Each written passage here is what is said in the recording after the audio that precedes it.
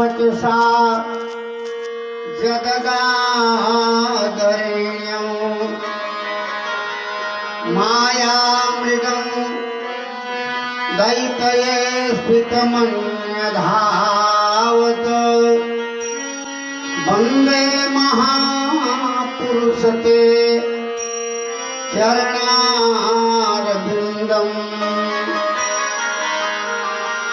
सच्चिदानन्दरूपाय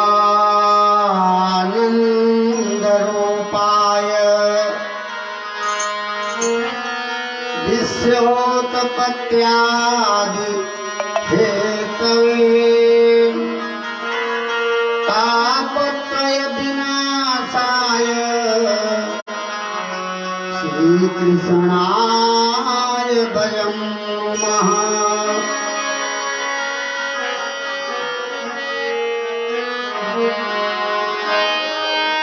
नारायणं नमस्कृत्य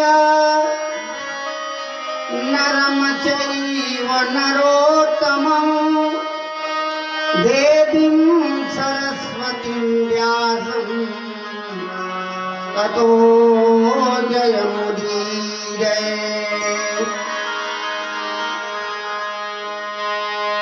भक्ति भक्त भगवंत गुरु चतुर्नाम बपु एक, तिनके पद बंदन किए नासत विघ्न अनेक।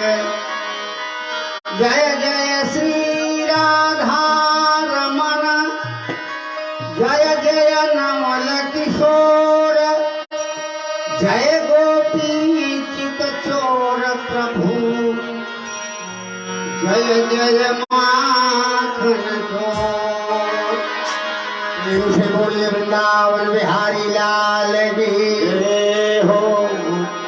अपने अपने गुरु भगवान की जय हो। राज प्रयाग की जय हो। श्री विश्वनाथ की जय हो।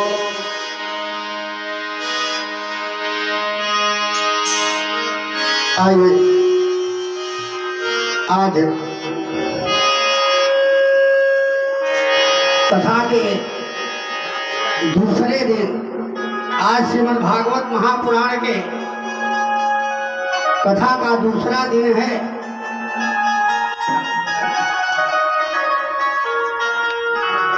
भगवान राधे गोविंद श्री हरि नारायण को कथा के शुभारंभ के पहले आइए आप लोग पहले भगवान के मंगलमय नामों का संकीर्तन कर लें। तदोपरांत मंच के माध्यम से श्री हरि नारायण की कथा बताई जाएगी।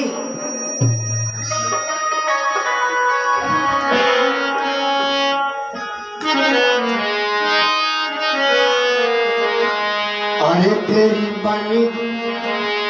बन गई है गोविंद गुण गाए से, तेरी बन गई है, तेरी बन गई है गोविंद गुण गाए से, तेरी बन गई है, तेरी बन गई है गोपाल गुण गाए से, तेरी बन गई है गोपाल गुण गाए से, तेरी बन गई है।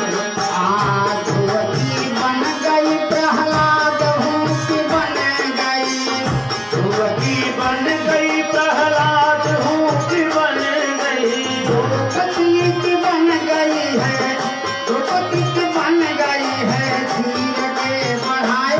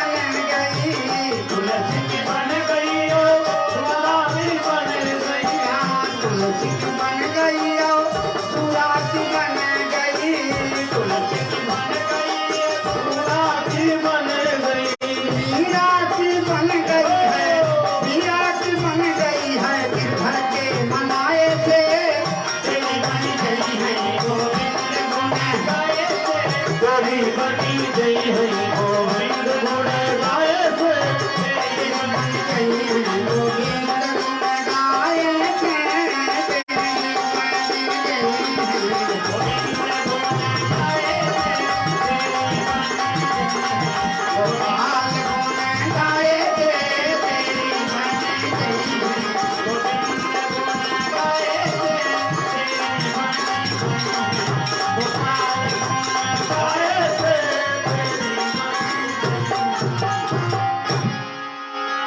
प्रेम से बोलिए गोविंद भगवान की। जय हो।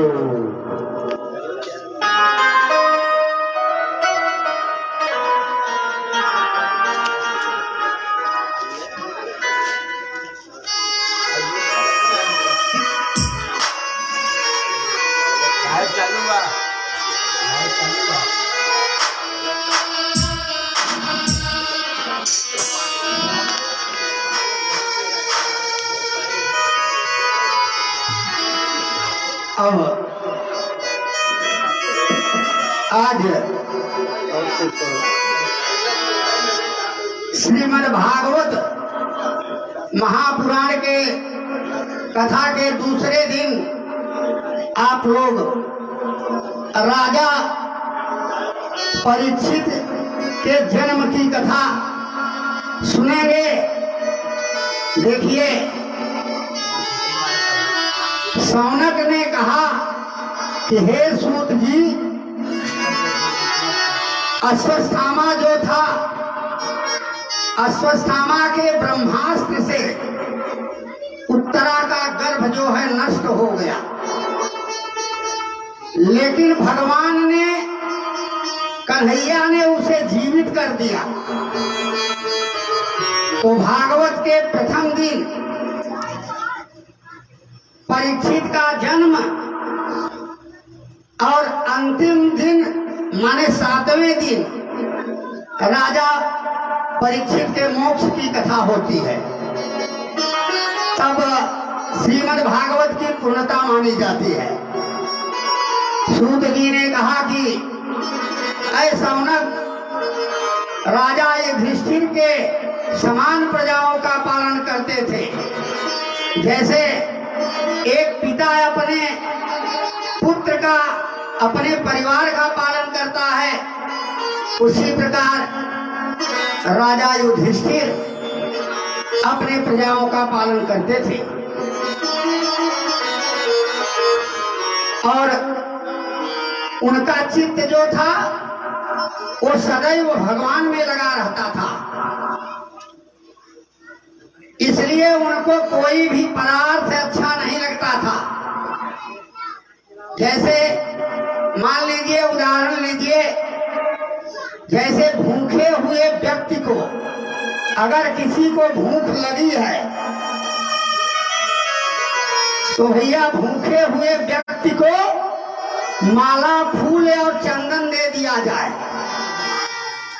लगी तो भूख है, लेकिन भूख भोजन न देने के पहले भूख के जगह उसको माला, फूल, चंदन दे दिया जाए तो उसको कैसा लगेगा?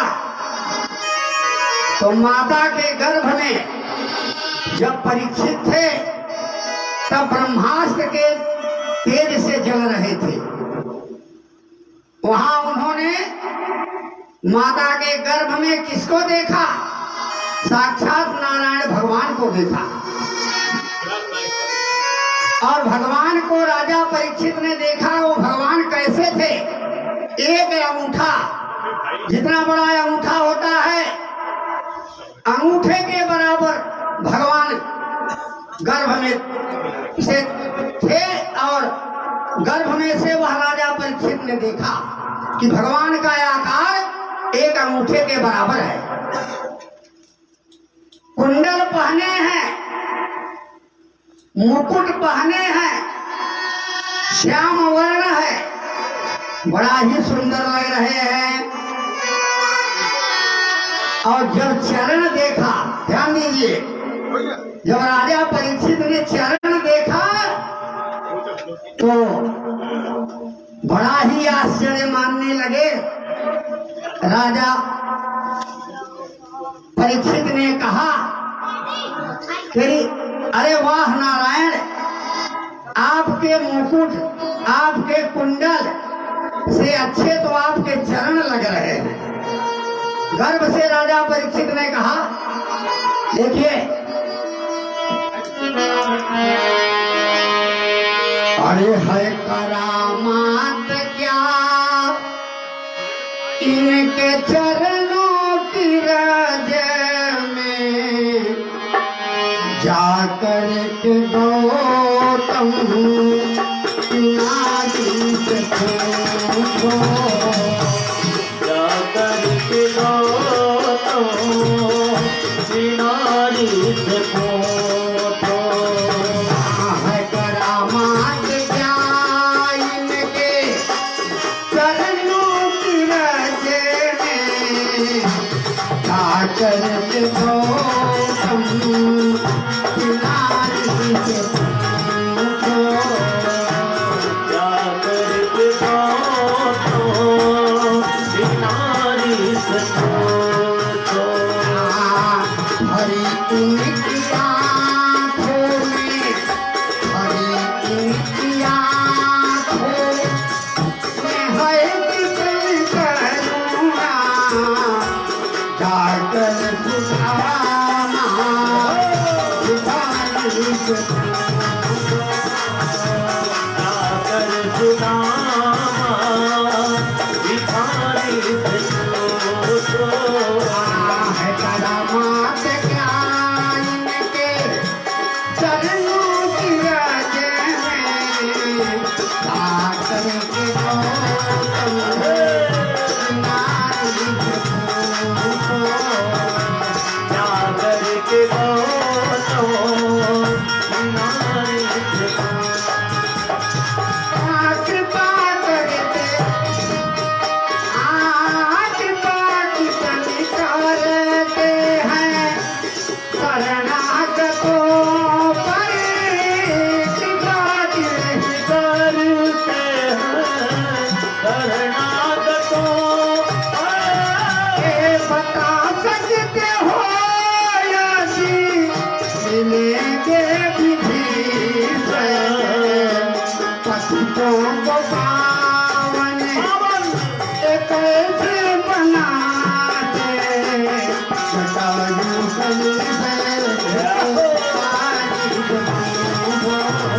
जटायु सरिस मनसा आरित पूछो, पतितों को पावन एक ऐसे बनाते, जटायु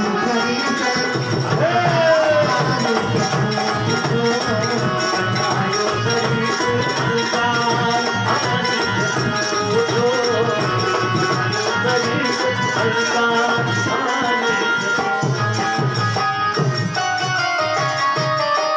आप प्रभु कैसे सुनते हैं दुखियों की है, प्रभु कैसे सुनते हैं दुखियों की है, तुम्हें ज्ञात होगा, तुम्हें ज्ञात हो राजा बलि की कहानी, आधार का कौन आधार जग में, आधार का कौन आधार जग में,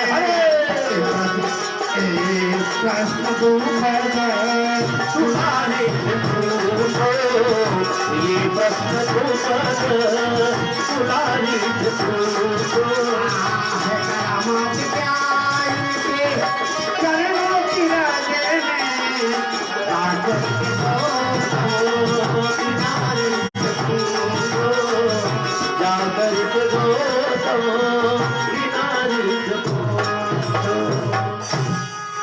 राजा परीक्षित ने भगवान के नारायण के चरण कमल को देख करके बड़े ही आश्चर्यचकित हुए।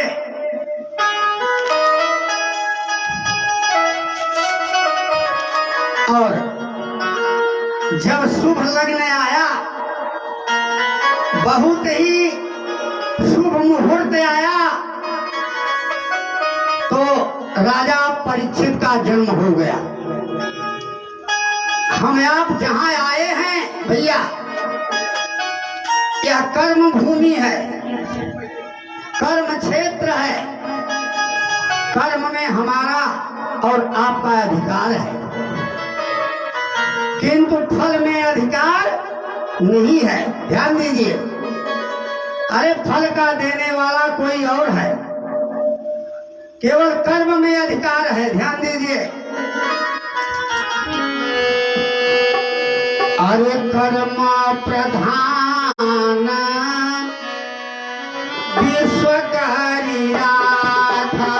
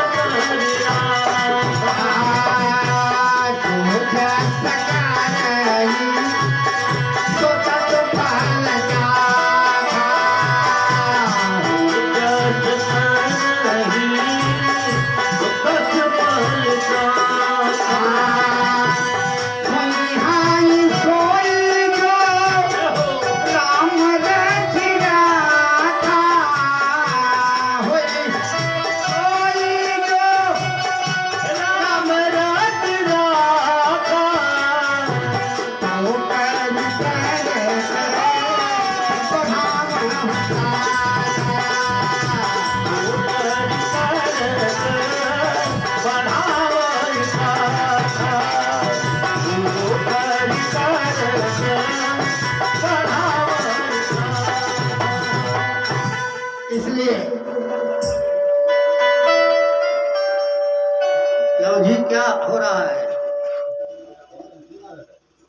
इसलिए मनुष्य प्राणी को भैया अच्छा कर्म करना चाहिए, अच्छी संगत करना चाहिए। हो सके तो इस शरीर से किसी का उपकार कर दो, और अगर ईश्वर आपको उपकार करने लायक न बनाया हो तो किसी का अपकार भी नहीं करना चाहिए। जब तुम उपकार नहीं कर सक रहे हो तो किसी का अपकार भी मत करो। तो कथा श्रोताओं, याद रखो कि किसी असहाय निर्बल प्राणी का अपकार भी मत करना, क्योंकि वेद व्यास ने 18 पुराण के अंतर्गत लिखा है कि अष्टादश पुराणेषु व्यासस्य वचनद्वयम् परोपकाराय पुण्याय अपापाय परपीडनम्। परोपकार से बढ़ करके कोई पुण्य नहीं है, और दूसरे निर्बल आत्मा को, कमजोर आत्मा को सताने के बराबर इस संसार में कोई पाप नहीं होता। तो आइए एक भजन और प्रभु के नामों का संकीर्तन करते हुए आज हम भागवत के द्वितीय दिन के कथाओं को मंच के माध्यम से बताने जा रहे हैं। ध्यान दीजिए, यह प्रभु का भजन जो है श्रोताओं के लिए ज्ञानवर्धक है, अच्छे मार्ग का दर्शक है। देखिए,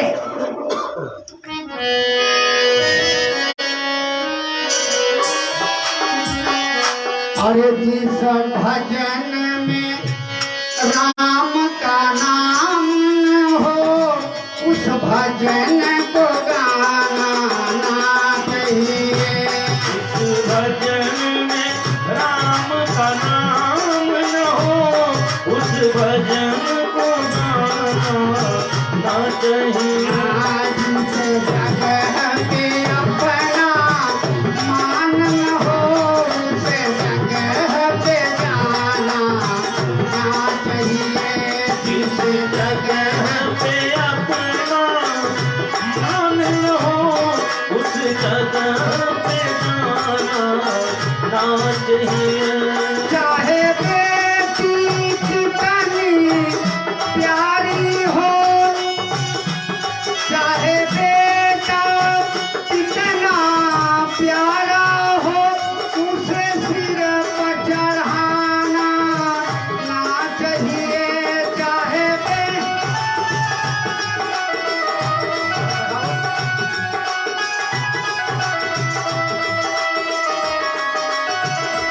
चाहे बेटी कितनी प्यारी हो, उसे घर घर घुमाना ना चाहिए। चाहे बेटी